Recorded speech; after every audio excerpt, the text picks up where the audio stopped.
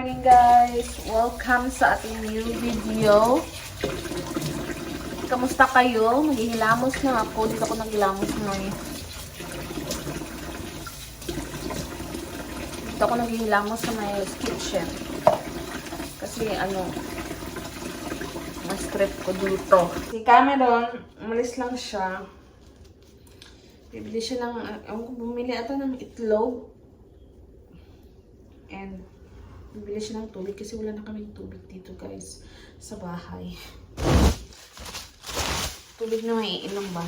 Nakagising ko lang. Ako kung anong oras si Cameron nagising. Kamusta kayo?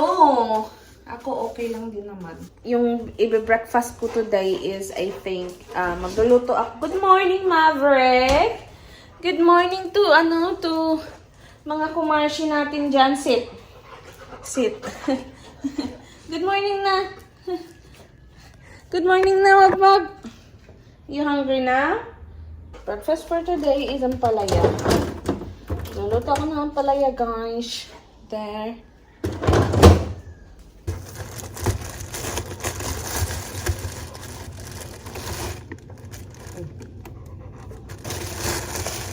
Pinagyan ko ng tinapay si Maverick.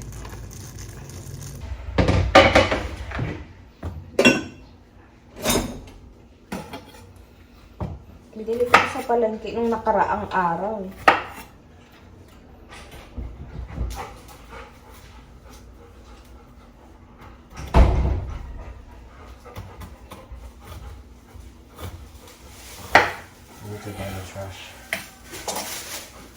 Bumili siya ng tubig kasi hindi siya makadaan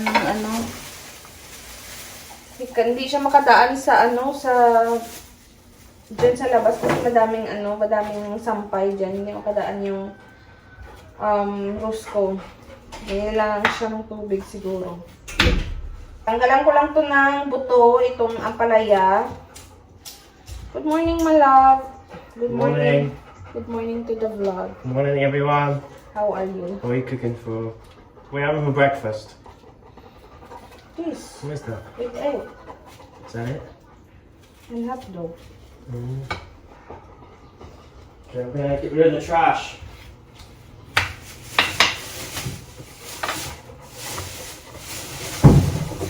And then, ko lang to. Slice ko lang siya ng maninitis. Bigyain natin to guys, ang ating ampalaya sa asin. Bakit kaya pinipiga? Maalat lang ipigain pa sa asin. Piga-pigain lang natin guys hanggang sa yung ng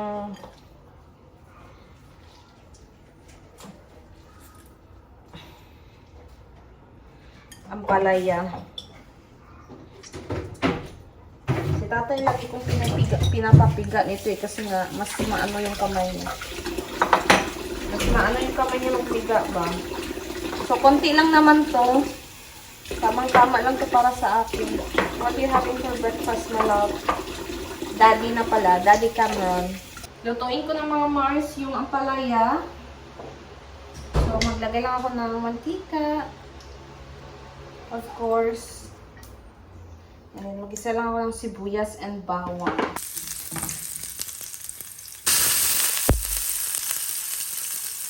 Yes.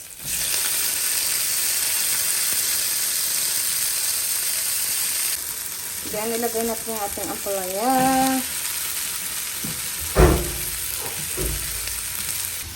Then, magprito tayo ng itlog, guys. Ay, tayo ng itlog.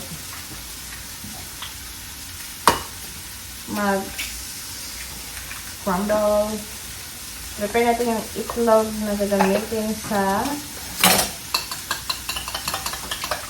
ating ampalaya. Paluto yung kanin, no? Nagsaing pas Cameron. Kasi akala namin may kanin kaming natira. Wala na pala.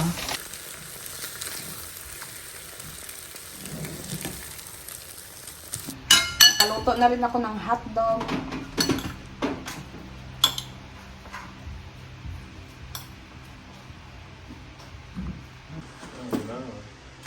What you having, Daddy Cameron? Just having cereal and then I'm gonna have sausages for lunch later. So how's your... On this one, Yeah. Smart Seal. Yeah. Yeah, it's good. It keeps all the ants out. There's lots of ants in this house. It keeps, you know, crispier. Yeah, but mainly the ants. That's what I care about. Good. In fairness, ang palaya mga Mars, hindi siya mapait ha. Mars, kakatapos ko lang mag-edit ng mga vlog namin ni Cameron sa Facebook. So, if hindi kami dito active sa YouTube, sa Facebook kami, mas active kami sa Facebook ngayon na. Kasi nga mga mini vlogs lang naman yung ginagawa ko doon. Yung mga ganap lang namin na mga maeiksi. So, if wala kaming upload dito, punta na lang kayo sa aming Facebook page. Doon na lang kayo manood ng aming mga mini vlogs. Nandito na naman ang Apple. So, kakatapos lang namin kumain ni Mister. Ano ba naman yan? Wait mo na yung naka, dyan, oh. Nakita sa buong mundo. It's bigger than you. Maverick. Sit lang. Be good boy. So, ipakita ko pala sa inyo yung nabili ko sa Mr. DIY nung last time. Kasi nga, diba, nung nakaraan, ano tayo nito, Maverick? Puro Maverick. puro puwet mo na yung nakita nila dyan, oh. So, pumunta ako sa Mr. DIY last time and then bumili ako ng mga isipit ni baby. Kasi nga, diba, nung last time sa SNR kami, wala akong sa SM kami. Wala kaming nabili kasi nga wala namang doon mapagpilian and wala masyadong ipit sila doon, sipit ba. So, bumili ako nito, oh, and mura lang doon, guys.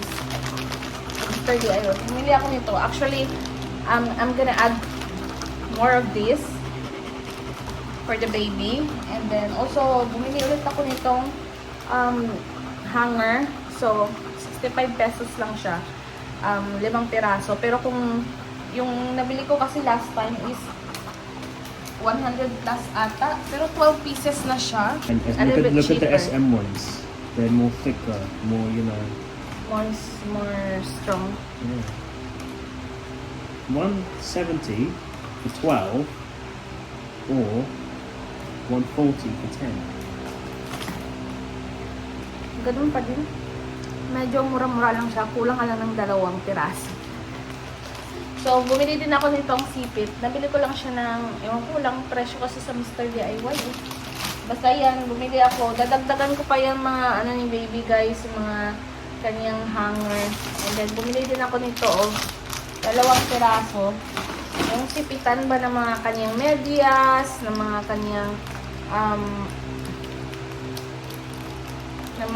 what do you call that, beads, yung mga maliliit ba, yung mga kanyang bonnet, yung mittens, and boots, ganyan, or medyas. So, 2 piraso yung binili ko. Ayan. Pink yung kinuha ko kasi wala namang ibang color doon. Pink and blue ata yung available. So, 2 na. Ayan, ano pa ba nabili ko sa Mr. DIY? Ay, yung pala, yung organizer pala. Yung ganito, oh. So, nilagay ko na yung isa dyan doon sa, sa trolley ni baby. Bale, ito yung mga trolley niya, guys. Ito na yung isa na pinadala ng Shein. Ito naman, ito yung isa naman. Yan. Diba? Yan lang guys yung nabili ko sa Mr. DIY. Update ko lang sa inyo sa aking pregnancy is right now may perlas ng silanganan is sobrang sakit. Ewan ko kung normal ba yan or hindi. Or comment down below nga kung naranasan nyo rin yan na parang namamaga siya, na parang alam mo yung may pag umihi ka, may gustong lumabas, ganun, na parang gustong lumuwa, ganun. Sobrang sakit talaga, kahit nga pag naglalakad ako, masakit na talaga siya. Sometimes, nagko-complain ako kay mister na hindi ako makalakad ng maayos kasi nga masakit na talaga yung perlas ng silanganan ko. Yung mga likod ko masakit, nangangalay na, and sobrang bigat na talaga ng tiyan ko. Nahirapan na ako matulog talaga, kaya lagi akong puyat. Wala talaga akong magandang tulog lately talaga simula nung nag-third trimester ako nung lumaki-laki na yung tiyan ko. So currently, mag 32 weeks na ako, 8 months na, almost 8 months na. Konting mga araw na lang. Mag 8 months na ako. Sa Friday, mag 32 months na ako. So, grabe no, ang bilis ng panahon. Konting-konti na lang mga Mars, mangingitlog na talaga ako. Minsan natatakot na rin ako kasi nga masakit siya. Hindi naman siya araw-araw. May times lang talaga na masakit, ganun. And then, last night, earlier my love, I had cramps again. Tumayo agad ako, eh nawala naman siya. Effective pala talaga nung kapag tumayo ka kaagad. Tapos, pagkatayo mo, nawala siya. So, when I feel that, you know, my legs get cramp, I suddenly get up. And always, you know, it's really effective. It goes away. Straight away. Yung perlas ng silanganan ko talaga yung inaano ko na sobrang sakit talaga, guys. Comment down below nga kung naranasan nyo yan. And then, ano din, nagta-tight din yung ano ko, yung chan ko, ganun. Lagi. Ano yung Braxton Hicks ba yun? Yung tawag nila na nagta-tight daw yun. Naninigas yung chan mo, ganun. So, excited na talaga akong makaraos talaga. Kasi, sobrang hirap, hindi madali. I'm thankful na sa blessings ni Lord sa amin. I'm so thankful. Pero, Diyos ko, ang hirap din pala, no? Ano pa kaya na-imagine ko yung mga ilang piraso yung anak. Paano nila nasusurvive yun, no? Na nakakayanan na mga 7 yung anak, 8, 10, 12, ganun. Grabe. As in. Pero buti na lang talaga, andyan si Mr. na, you know, tinutulungan ako. Kahit nga pagsuot ko ng panty, nahihirapan na rin ako. Ito, short. Kaya minsan si Cameron na rin minsan nagpapasuot ng panty sa akin. Kasi nga, nahirapan na ako balance, ganon. Kasi sobrang bigat na ng tiyan ko. Kahit sa pagtayo din, nahirapan na rin ako magtayo. Kahit maghiga, ano lang yan, left and right ba. Alam niyo naman kapag buntis ka, di ba? Wala ka talagang, alam mo yun, komportable na posisyon. Ilang left and right pa yung maano mo bago ka maging komportable. So, kahit nahingal na ako.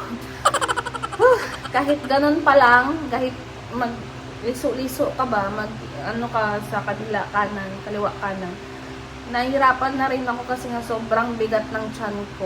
Okay lang naman, kaya ko naman yung bigat ng tiyan ko.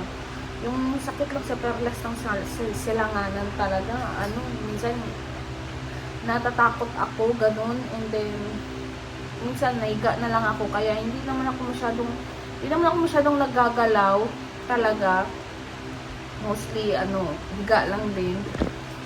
And mostly si Cameron lang din talaga gumagawa sa gawaing bahay talaga. Ngayon, wala na ako masyadong ginagawa. Ano lang talaga, luto lang, ganun, yung mga gawaing bahay, siya na talaga. Minsan na lang talaga ako gumagawa, kaya can't wait na makaraos na talaga mga Mars. Konting tiis na lang talaga. Konting tiis na lang. Pupunta din tayo sa exciting part, no? Kaya, every 2 weeks na ako ngayon nagpupunta sa OB ko. Balik na naman ako sa 18. So, kapag sabi ng OB ko, kapag malapit na daw ako manganak is every week na akong magpa-check up sa kanya. And, ayun, it's the final countdown na. Who's that? Is that Daddy? Riding in the broom broom?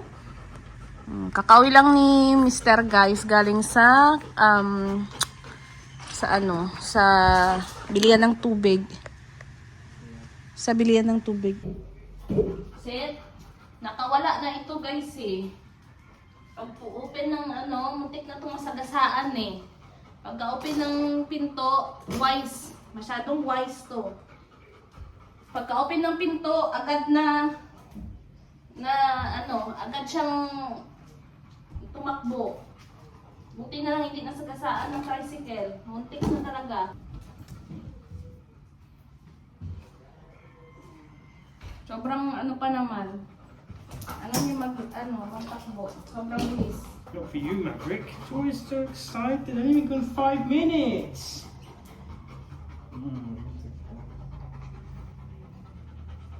Welcome hug. Welcome hug. Mga Mars, kakatapos ko lang maligo and bibili lang kami ng gulay sa talipapa kasi nga wala kaming carrots kasi yung lulutuin ko ngayong dinner is yung kaldereta na ilang beses na niyang ni-request. Nakabili na kami mga Mars ng ingredients, ilang bell peppers, so carrots na lang and potato. Bumili na rin ako ng kalabasa para sa pagkain ni Maverick. Lalagyan ko ng kalabasa and carrots yung kanyang pagkain. And then also bumili na ako ng tomato paste and Reno liver spray. Ay, Virginia lang yung brand. Walang Reno kasi nga pinagbabawal nila yung pork dito, guys. Magpaano ng pork ba? Magpapasok ng pork dito sa Antique. Kasi nga dahil sa ASF, African Swine Fever. African Swine Flu. Most requested ulam. Kaldereta.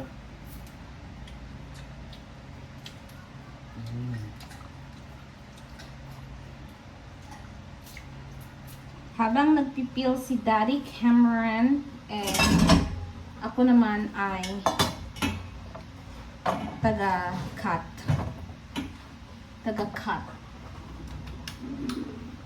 Yan. Mas better. Nagluluto na ako ngayon ng ulam ni Maverick, mga Mars. Minced beef. Tapos lalagyan ko siya ng ito kalabasa ito na may carrots. So, yan yung kanyang ulam. And naglalas naman siya ng days. Kasi ngayon, twice a day na lang si Maverick kumakain.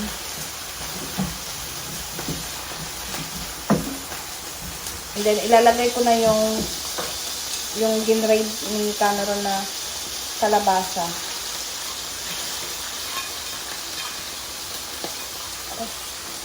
Minsan, halong gulay ba, na may sayote, cabbage, and carrots, ayan.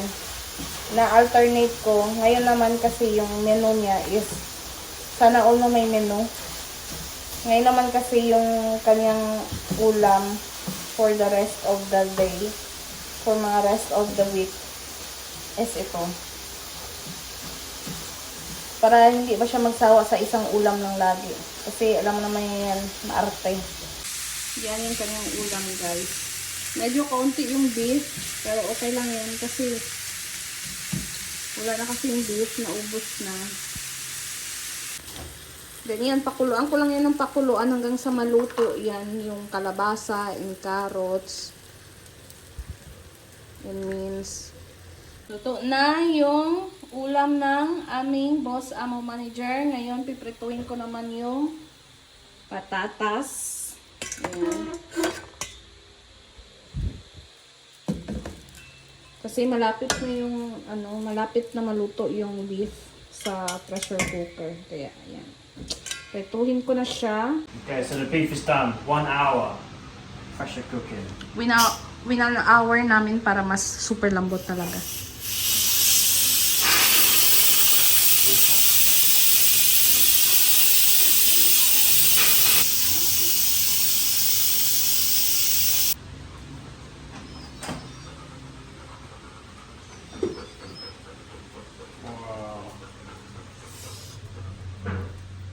It's loads. Oh, it's really tender, my love. Oh yeah. Look at the spoon chopping it. See?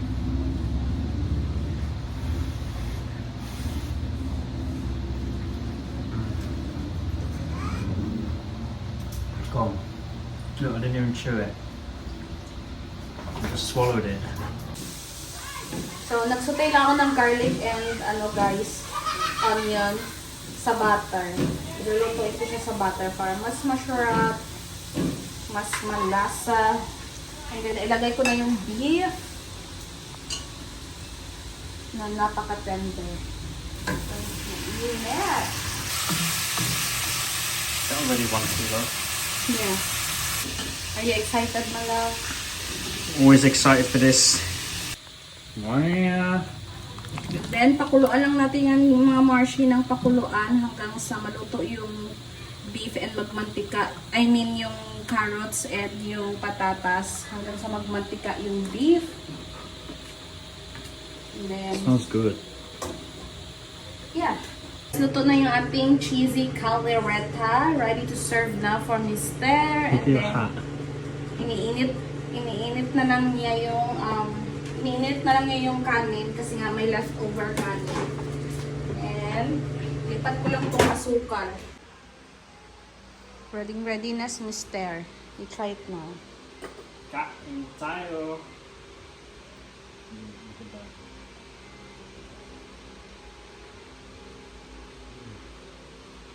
It's good as always, but extra good today.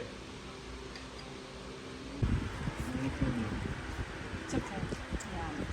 Kain tayo mga kumars!